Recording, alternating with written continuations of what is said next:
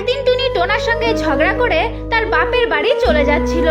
টুনির বাপের বাড়ি যাওয়ার পথে একটি জঙ্গল পড়ে, আর সেই জঙ্গলের মধ্যেই থাকতো একটি ডাকু রাক্ষস।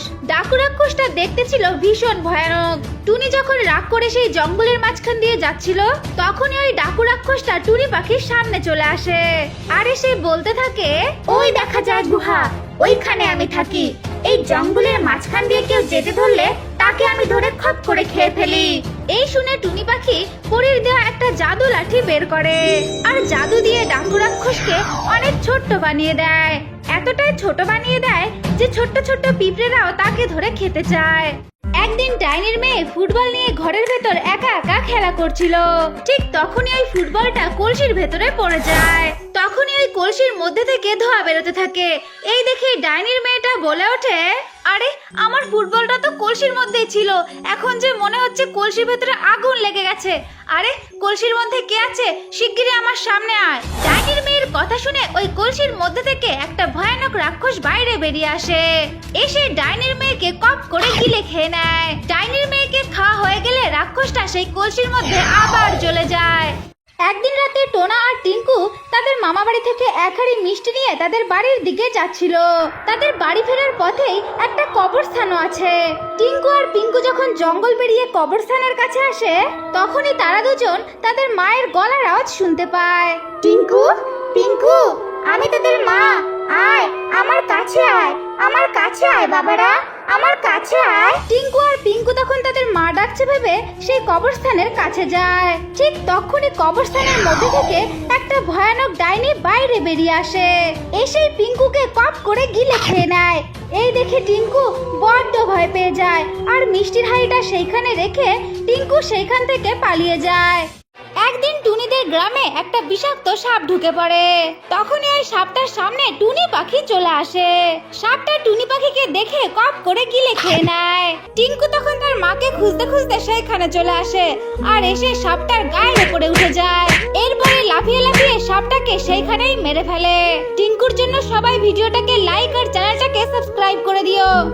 একদিন ডাইনির মেয়ে সাপের ভয়ে একটা পাথরের মধ্যে লুকিয়েছিল, আর ওই সাপগুলো ডাইনির মেয়েকে খুঁজে না পেয়ে ওইখান থেকে চলে যায়। কিন্তু ডাইনির ওই ছোট্ট মেয়েটা ওই পাথরের মধ্যে থেকে আর বের হতে পারে না। কিছুক্ষণ পর ডাইনি সেইখানে চলে আসে। তখন ডাইনির মেয়েটা ডাইনিকে সবকিছু খুলে বলে। ডাইনিটা তার মেয়ের সমস্ত কথা শুনে ওই পাথরের মধ্যে একটা টাইম বম লাগিয়ে দেয়। তখন ওই টাইম বমটা ব্লাস্ট করে, আর ডাইনির মেয়েটা সেইখানেই মারা যায়। একদিন টিঙ্কু একটা পুতুল নিয়ে খেলা করছিল। ঠিক তখনই সেইখানে ছুটকি চলে আসে, আর এসে বলে, এই টিঙ্কু, তুই এই পুতুল নিয়ে খেলিস না, আমি শুনেছি এই পুতুলের মধ্যে নাকি ভূত থাকে। এই কথা বলে ছুটকি তাড়াতাড়ি করে সেইখান থেকে চলে যায়। আর ঠিক তখনই ওই পুতুলের মধ্যে থেকে একটা কাটা হাত বাইরে বেরিয়ে আসে, আর টিঙ্কুকে ওই পুতুলের মধ্যে নিয়ে সেই পুতুলের মধ্যে চলে যায়। একদিন টিঙ্কুর মাথা থেকে বস্তাটা নিচে পড়ে যায়।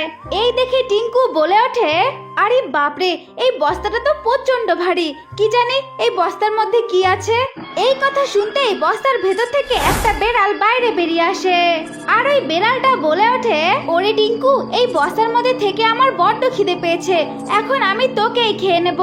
এই কথা বলে বেড়ালটা একটা রাক্ষসের রূপ নিয়ে নেয়, আর টিঙ্কুকে ধরেই খেয়ে নেয়।